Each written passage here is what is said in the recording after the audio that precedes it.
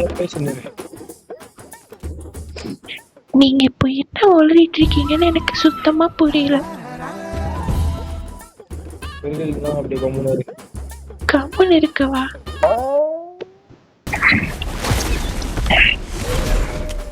இவர்கிட்ட பேசு. Hello,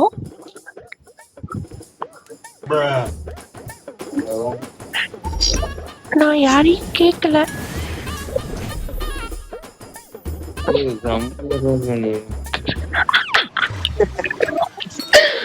promotion match.